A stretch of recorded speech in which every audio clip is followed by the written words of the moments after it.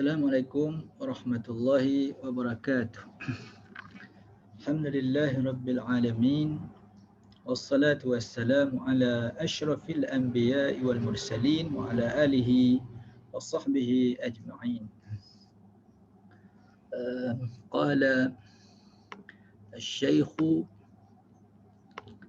al-syarihu Muhammad al-Shirbini al-Khatibu rahimahullahu ta'ala. Wa qawluhu di sini ya. Wa qawluhu al-alamin. Yani pada alhamdulillahi rabbil alamin. Wa qawluhu al-alamin ismu jam'i alamin bi fathil lam. Wa laysa jam'an lahu لأن العالم عام في العقلاء وغيرهم والعالمين مختص بالعقلاء والخاص لا يكون جمعا لما هو أعم منه قاله ابن مالك وتبعه ابن هشام في توضيحه وذهب كثير إلى أنه جمع عالم.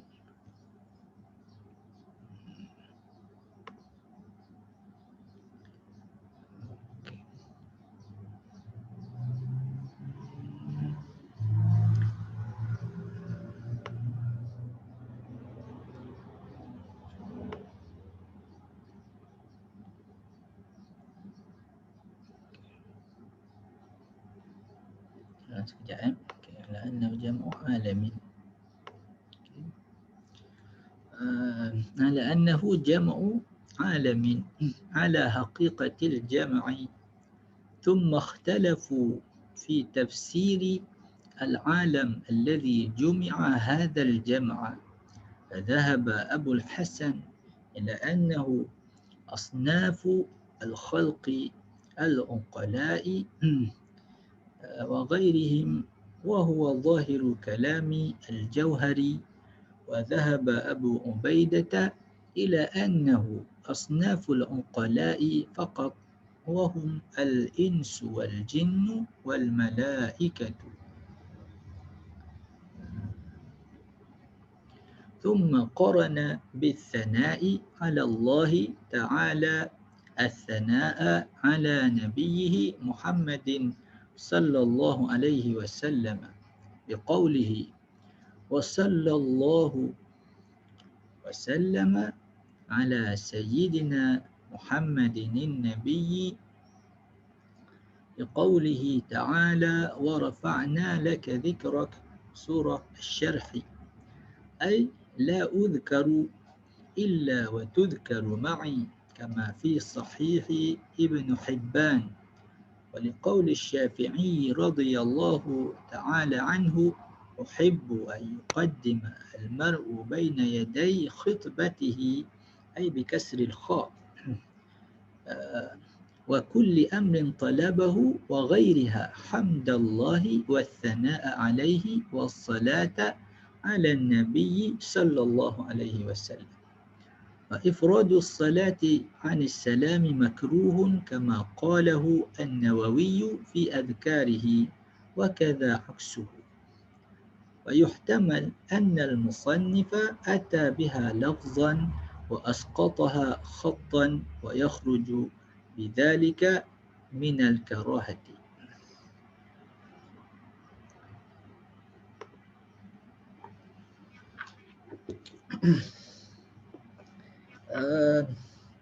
Jadi kata Syekh Asy-Syirbini wa qawluhu al-alamin, kata al-alamin ismu jam'i alamin. Jadi dia kata ini adalah ismu jam'in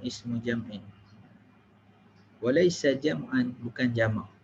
Jadi ada beza antara ismu jam'in dengan apa nama ni dengan jam'an dengan jam'an. Ada nama lagi ismul jins ismul jins, kemudian ismu jinsin, ismu jam'in dan juga jamak. Okey. Jadi sini dia kata ini adalah ismu jam'in, isim jam'. ismu jam'in. Bukannya jamak pada hakikatnya lah maknanya. Bi fathil lam, kata bi fathil lam itu lam pada alam. Alam. Kalau baca alim, itu makna orang alim.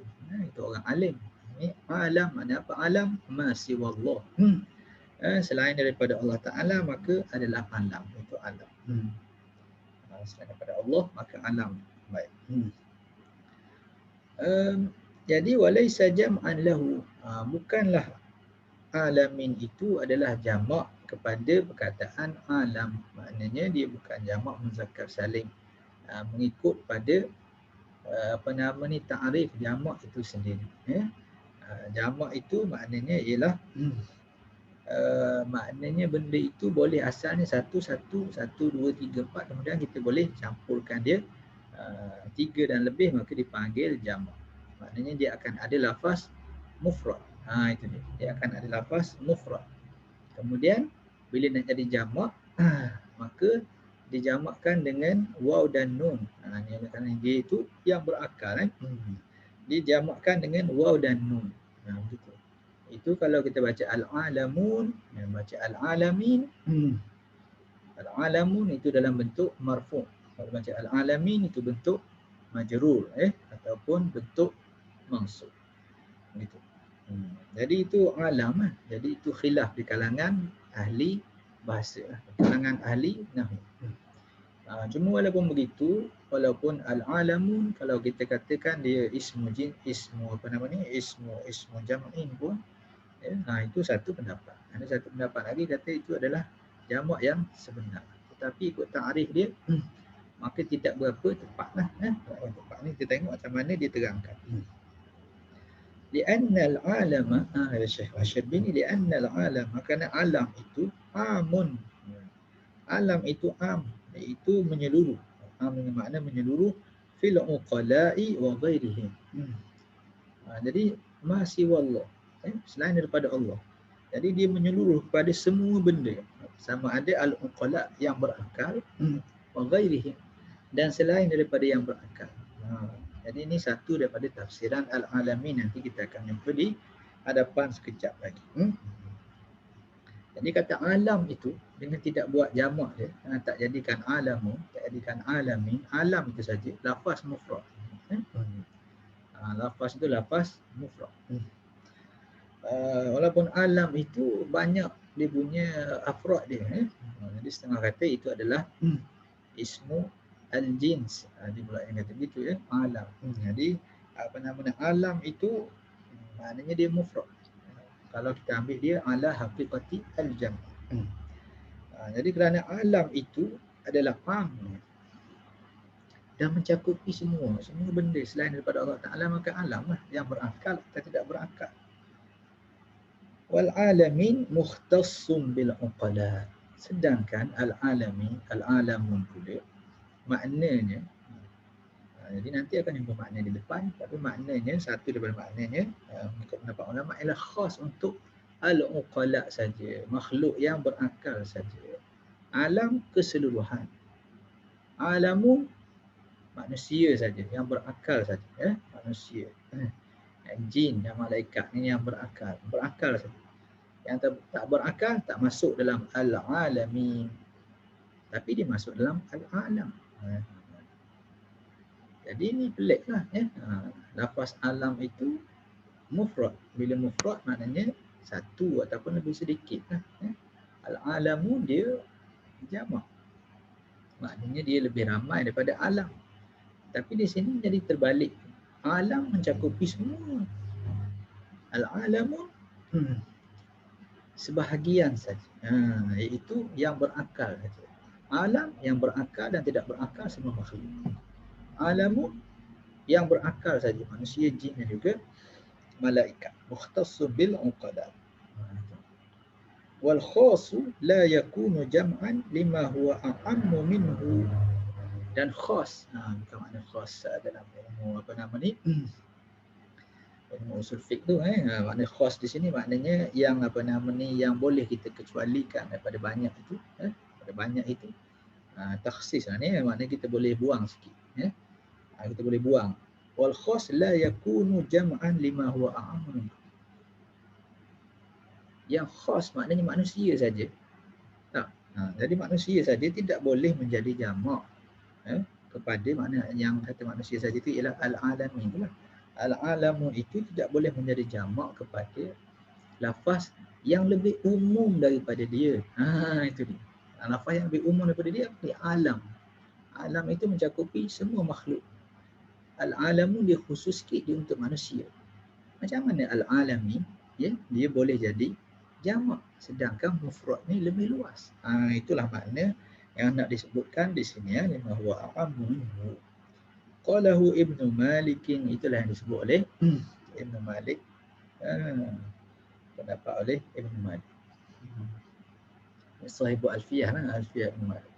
Wa tabi'ahu Ibnu Hisham, dan Ibnu Hisham Al-Ansari juga menyebutkannya dan mengikut Imam Malik lah fi tawdihihi, di dalam tawdihnya, dalam kitab mana yang menerangkan Alfiyah, syarah pada Alfiyah, kitab dia apa namanya, Awdahul Masalik ila Alfiyati Ibn Malik, kalau saya tak silap. Itu Ibn Hisham menyokong pendapat Ibn Malik, menyatakan bahawa al-alami ialah ismu jam'in, bukan al-jam'u, bukan al-jam'u ala haqiqati. Wa dhahaba kathirun ila anna jam'a alam ala haqiqatil jam'i. Ila annahu jam'u alamin ala haqiqatil jam'i. Dan ramai yang berpendapat, maknanya majoriti lah berpendapat bahawa dia adalah merupakan jamak yang hakiki kepada alam, ala haqiqatil jam'i, iaitu daripada sedikit ya, kemudian dari semakin banyak. Talibun, talibuna, muhandisun, muhandisuna. Jadi itu maknanya haqiqati al-jam'i. Talibun, tullabun, itu pun ala haqiqati al-jam', iaitu tulab itu dia ada pecahan dia, afrad dia, satu-satu individu dia akan jadi talibun, talibun, talibun. Tulab dan kamu. Jadi ni kata dia betul. Jadi lebih kurangnya kita kata lafaz al-alamun itu, bahagian para ulama kata walaupun dia tidak menepati makna kepada istilah jamak itu sendiri, iaitu yang ada individu-individu dia digabungkan. Alam ini dia tidak ada individu yang digabungkan seperti itu. Maka walaupun begitu dari segi i'rabnya dia adalah mulhaqun bi jam'i al-mudzakkari as-salim. Dia itu dikira dirangkaikan sekali lah, disekalikan dengan jamak muzakkar salim. Walaupun ada pembahasan dia sama ada dia adalah ismu al-jam'i ataupun jam'u al-mudzakkar as-salim. Maknanya begitu. Walaupun begitu, dia itu dari segi i'rabnya dia i'rab seperti jamak muzakkar salim. Thumma ikhtalafu fi tafsiril alami. Kemudian berselisihlah oleh mereka itu, yakni para ulama bahasa tadi, ya, yang apa nama ni, dhahaba kathirun tu, majoriti itu berkhilaf pula fi tafsiril alam. Apa makna alam? Alladhi jumi'a hadzal jam'i. Alam apa nama ni, yang apa nama ni, tafsir alam yang apa nama ni, dijamakkan dia dengan lafaz ini, dengan jamak al-alam. Jadi apa dia punya makna alam, mufrad dia apa makna? Okey, kita setuju al-alamun adalah merupakan jamak yang betul, maknanya mengikut hakikat jamak sebagaimana ta'rifnya. Okey, kalau begitu apa makna al-alam yang mufrad itu, apa makna? Itu perbahasan. Fadhahaba Abul Hasan ila annahu asnafu al-khalqi al-uqala'i wa ghairihi. Maka berkata oleh Syekh Abul Hasan, ni orang dalam bahagian bahasa lah, dalam bahagian ulama-ulama bahasa. Fadhahaba Abul Hasan ila annahu asnaful khalqi al-uqala'i wa ghairihi. Ialah jenis-jenis, sinfon ni satu jenis. Asnaf maknanya jenis-jenis. Jenis-jenis makhluk. Jenis-jenis maknanya ada jenis lah, macam nauk lah ni ya. Asnaf, sinfon. Mufrad dia sinfon. Annahu asnafu, kita kata asnaf apa? Asnaf zakat. Ini asnaf zakat itu sinfon, satu satu apa nama ni, satu fashion, satu jenis. Dia ada 8 jenis yang boleh mendapat zakat. Itu asnaf namanya. Sinfun satu mufrad. Ini asnaf al-khalqi. Al-khalqi itu bermakna makhluk. Masdar bermakna ismil maf'ul. Di sini al-khalqi bermakna al-makhluk. Baik. Anahu asnafu al-khalqi al-unqala'i wa ghairihim. Jadi dia kata itu semua makhluk, jenis-jenis makhluk semua sekali. Kayu, batu, manusia, binatang, jin, al-unqala' wa ghairihim, sama ada yang ada akal seperti manusia, jin dan malaikat tadi, ataupun termasuk juga apa nama ni, yang tidak berakal seperti binatang dan semua sekali. Wa huwa zahiru kalami al-Jauhari. Pendapat ini adalah merupakan zahir yang nyata daripada pendapat al-Imam al-Jauhari, ahli bahasa yang terkenal ni, kaum muslim yang terkenal. Baik. Wa dhahaba Abu Ubaidah ila annahu asnafu al-unqala'i faqat. Dan telah pergi maknanya berpendapat lah sini, pergi kepada pendapat maknanya telah pergi, maknanya kita bukan pergi ke mana-mana, itu pergi kepada pendapat, maknanya dia bersetuju dengan pendapat itu ataupun dia berpendapat begitu. Dan berpendapat oleh Abu Ubaidah bahawa yang dikatakan alam itu mufrad, lafaz mufrad itu asnafi al-unqala'i faqat. تفسير العالم الذي جمع هذا الجمع. ذهب أبو عبيدة على أنه أصناف العقلاء فقط وهم الإنس والجن والملائكة. Dia kata alam itu ialah semua jenis yang berakal saja. Ini terbalik. Yang jenis berakal saja panggil alam. Kata-kata bila dia jamak, yang termasuk yang tidak berakal. Jadi begitu. Itu orang kata yang ala haqiqati al-jam'i. Tapi yang masyhur di sisi ahli tafsir kebanyakannya ialah dengan pendapat oleh Ibn Malik dan juga Ibn Hisham. Kali ini didahulukan oleh Syekh Al-Khatib Asy-Syibini. Jadi alam itu maknanya semua sekali. Kalau alami itu sedikit. Oleh kerana itu tak boleh nak ikut takrif jamak dia, tak kena lah. Jamak lebih sedikit daripada mufrad. Dia tak kena lah. Jadi oleh kerana itu dia kata al-alami adalah merupakan ismu jam'in. Dia kata isim jamak. Bukan maknanya hakikat jamak. Cara i'rabnya maka dia dikira mulhaqun bi jam'i al-mudzakkari as-salim. Di sini kalau perbahasan bahasa ni panjang lagi lah. Jadi Syekh kita pun, Syekh Bini dibagi pendek saja. Kita tengok dalam buku lain, dia akan ada 2-3 helai lagi lah. Perbahasan tentang al-alam dan juga al-alamin. Tapi kita, oleh kerana dia bagi pendek, kita pun pendek juga. Dan kita dah terangkan sikit sebanyak semasa kita bincangkan tentang kita tak bincang pun Alhamdulillahirabbil alamin ketika orang tu tak bincang. Ini yang pertama kita bincang al-alam. Okey. Itulah makna dia. Jadi ada orang kata al-alam maknanya yang berakal saja. Al-alamin ialah berakal dan tidak berakal. Kan itu masuk sekali lah. Jadi yang pula yang menyatakan alam masyhurnya ialah alam ialah selain daripada Allah. Al-alamin dia jadi lebih sedikit. Kerana itu dia bukan jamak yang hakiki, dia adalah merupakan ismu jam'in, isim jamak. Isim yang menunjukkan dia itu adalah jamak. Itu dia. Ismu jam'in. Isim itu dia menunjukkan ramai, walaupun lafaznya mufrad tapi maknanya ramai. Okey.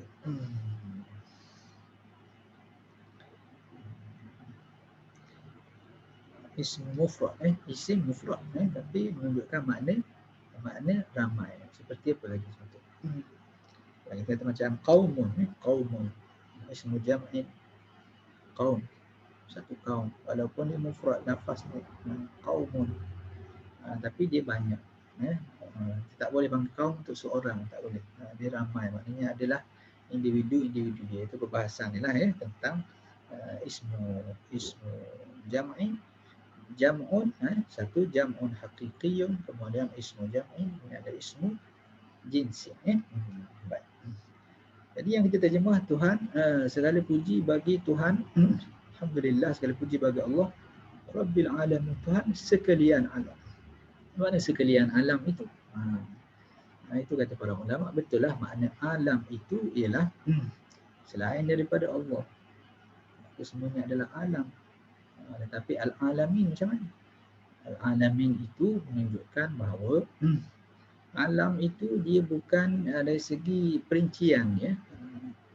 Perincian asnaf dia itu banyak. Jadi ada alam manusia, ada alam jin, ada alam binatang, ada alam batu batan, ada alam air, macam-macam jenis alam. Setengah ulama menyebutkan alam itu 20,000 jenis, dia kata 40,000 jenis, dan macam-macam lagi lah. Jadi kalau kita bilang alam itu mengikut ahli-ahli biologi semua sekali yang mengkaji binatang ni, maka kita akan jumpa ada beberapa spesies yang sudah dikenali, beberapa spesies yang tidak dikenali. Itu maknanya satu alam yang lain. Alam burung macam mana, alam ikan macam mana, banyaknya alam. Bukan alam manusia dengan alam jin saja, banyaknya alam ini banyak. Begitu. Oleh kerana itu seluruh alam, maksudnya seluruh alam ialah alam dengan makna keseluruhannya. Kalau kita baca dengan penerangan yang sebegitu, itu menunjukkan bahawa alam itu mufrad, alamin, ataupun asalnya alamu itu adalah jamak pada hakikat. Itu panggil hakikat.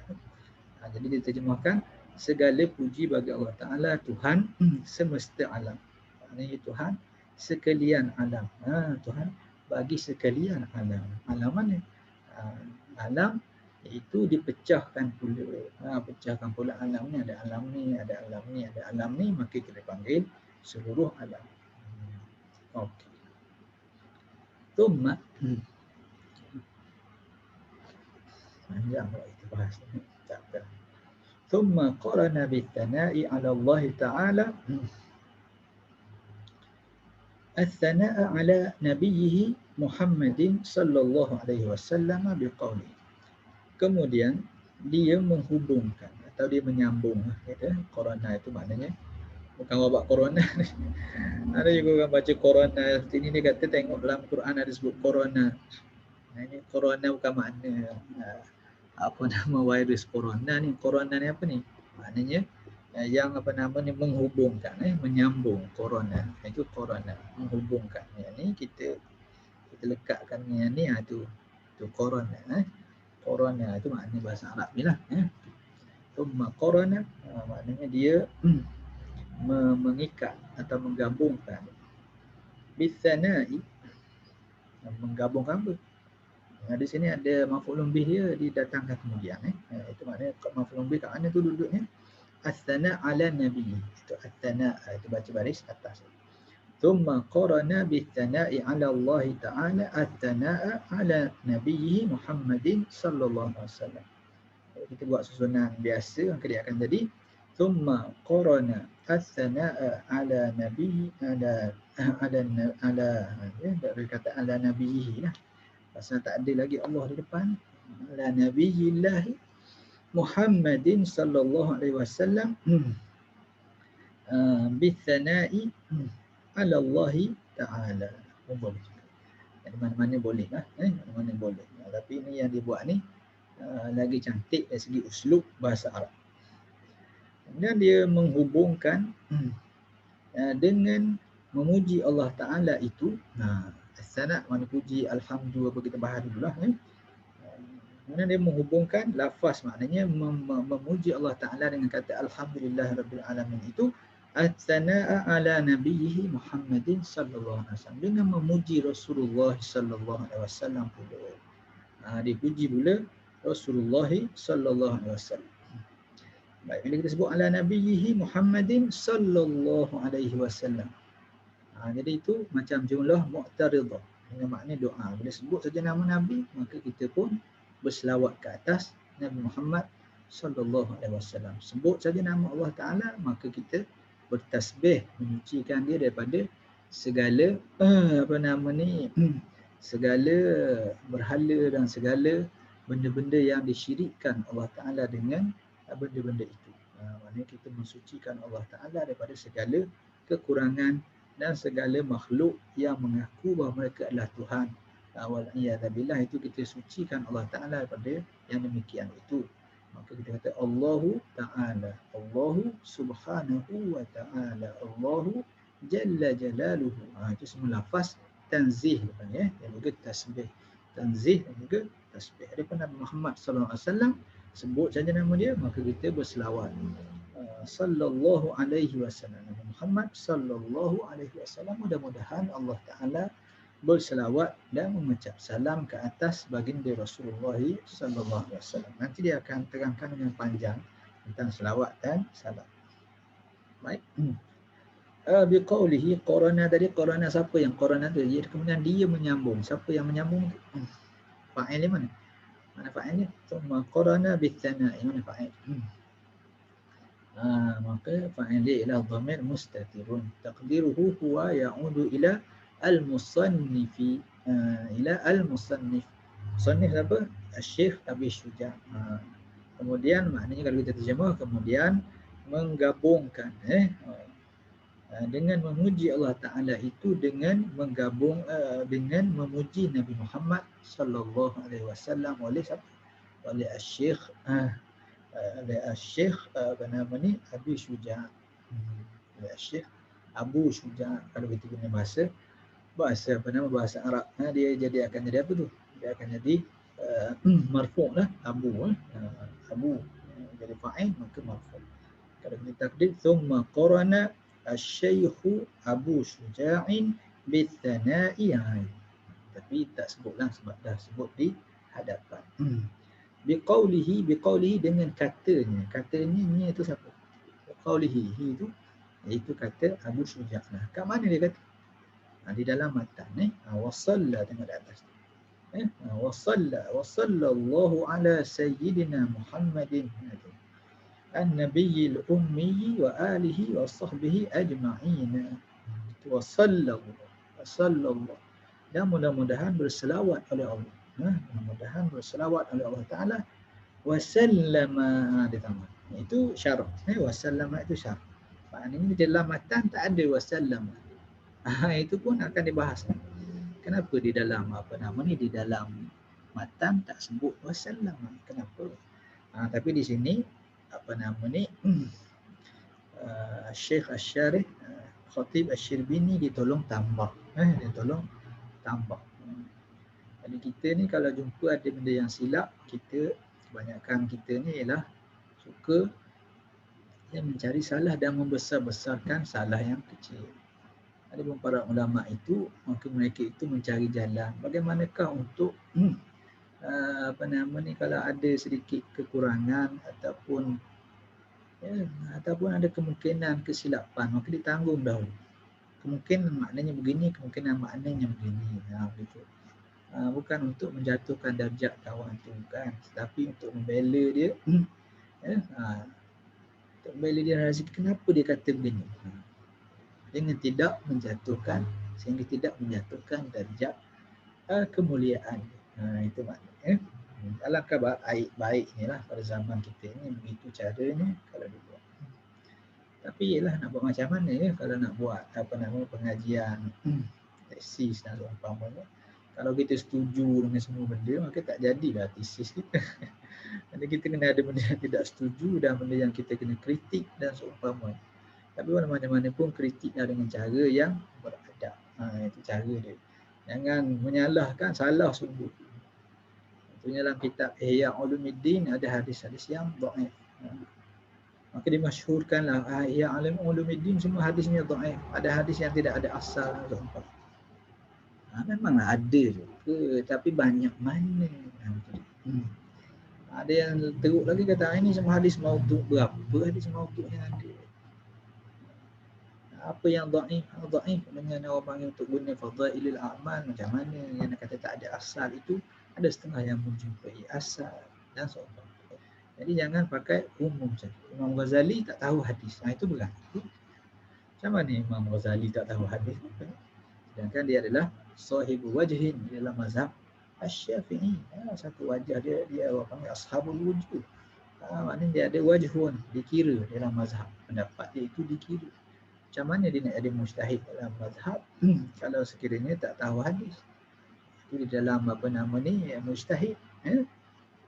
Bagi mazhab apa nama ni, usul fiqhnya, mazhab Asy-Syafi'i ialah Al-Quran, As-Sunnah, Ijma' dan juga Qiyas.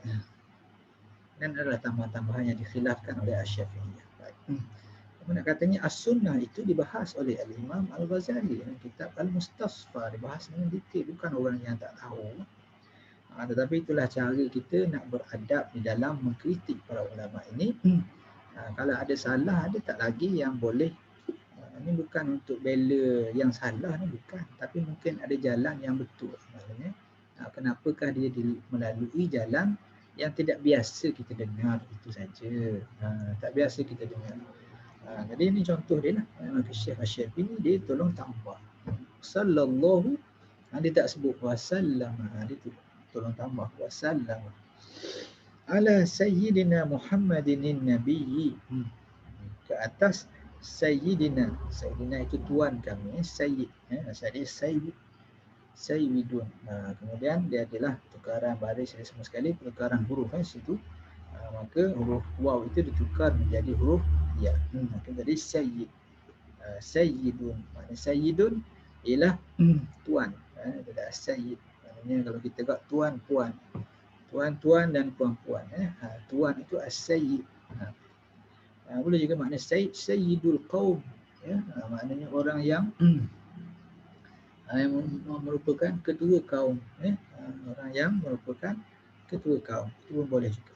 Tengah para ulama menyatakan dia daripada sada. Sada dengan makna apa nama ni, mengetuai. Kan boleh juga dengan makna as-sawad, maknanya ramai pengikut. Dengan makna ramai pengikut. Dan sabda Nabi SAW, ana sayyidu waladi Adam wala fakhra. Aku adalah merupakan penghulu kepada anak Adam semua sekali. Wala fakhra, dan bukanlah untuk aku kata ini untuk berbangga, bukan. Tapi untuk libayani al-haqiqah, untuk menerangkan hakikat. Jadi bila sebut dalam selawat itu Sayyidina, nak sebut atau tak sebut Sayyidina. Ini pun bahas panjang tapi tak bahaslah di sini. Jadi lebih kurangnya bolehlah disebut ala Sayyidina. Tengok misalnya kita sebut Rasulullah ala Sayyidina, boleh sebut pada Nabi Muhammad SAW dengan Sayyidina. Kemudian dekat Nabi SAW dia sebut dirinya dengan Sayyidina, dia tak sebut. Tak sebut. Jadi boleh tak kita kata Sayyidina? Boleh. Maka dari segi boleh atau tak boleh itu, maka boleh diletak Sayyidina, tuan kami. Orang lain pun kita panggil Sayyidina, maka apatah lagi Nabi Muhammad SAW lagi dah lebih sayyid. Itu maknanya. Baik.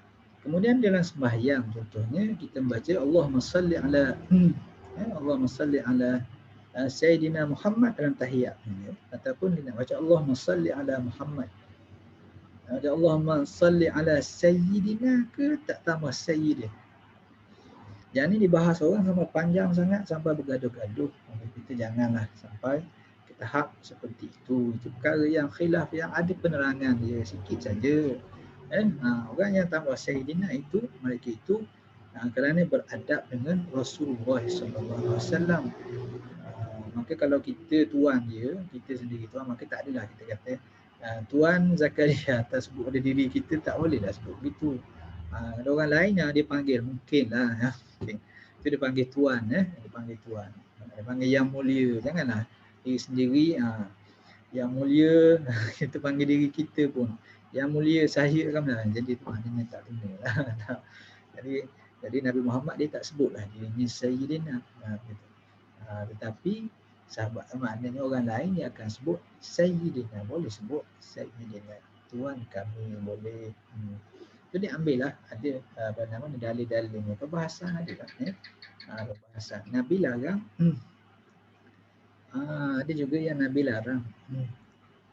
Tapi apa nama ni, kerana beradab dengan Nabi SAW, tengok larangan tu sampai dah haram ke? Tak haram ataupun dia larang itu kerana merendah diri. Merendah diri. Contohnya bila Sayyidina Ali karramallahu wajhah, atas satu pendapat lah, dalam perjanjian Hudaybiyah itu Sayyidina Ali yang tukang tulis. Maka dengan Suhail runding nak tulis min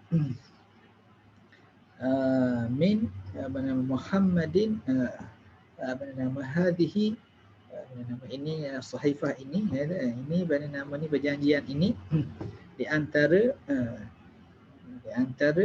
baina Muhammadin Rasulillahi wa Suhail ibni Amrin.